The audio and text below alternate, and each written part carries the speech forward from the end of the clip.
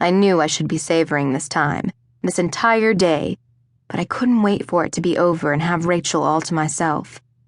Starting our lives together was something we'd already done.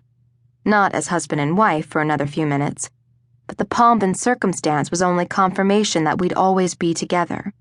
I'd known that since the first time I heard her voice. I thought about my vows.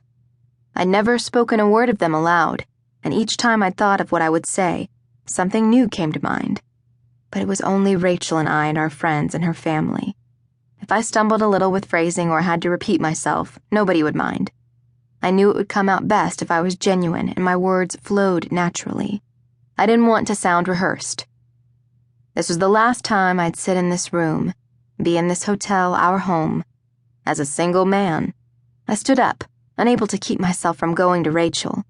Today, the distance from downstairs to up was too great standing between us. I strode down the hall into the entryway and hit the bottom of the grand turning staircase just as she was gliding down in her gown, one hand sliding down the railing beside her. My breath caught. I could only imagine how I looked standing there gawking up at my soon-to-be wife. I'd fallen into a storybook wedding scene. Our castle, my princess. Movies were made for moments like this. Little girls dreamed of moments like this. The way Rachel's face beamed, even if I hadn't already known she'd dreamed of this moment, it was plain for anyone to see. You've stolen my... I took a deep breath. My everything. It's all there inside you. Yours for the keeping. She put a hand to her chest, over her heart. Same. I started up the stairs to meet her, stopping when I was one step below my bride, gazing up at her. Thank you, I whispered. She knew what for. Everything. Her eyes rose over my head and swept across the wall murals of bright birds and trees, streams and flowers, catching the light pouring through the windows over the double hacienda doors. Thank you, she whispered back, both of us lost in our moment of reverence. I held her then, resting my ear against her chest, listening to the solid, strong beat of her heart, a heart that held an unlimited supply of love, understanding, and forgiveness. Her fingers tickled the back of my neck, her cheek pressed against the top of my head. I would have been a content man standing there for the rest of my days. We should go, she said. Don't you think? Everyone's waiting.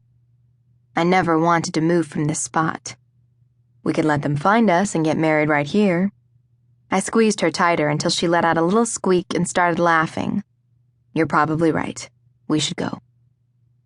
I took her hand and escorted her the rest of the way down the stairs. In the center of the entryway, under the big mangrove root chandelier, I scooped her up and spun her in circles just to hear her laugh echo up to the top of the 3-story high ceiling.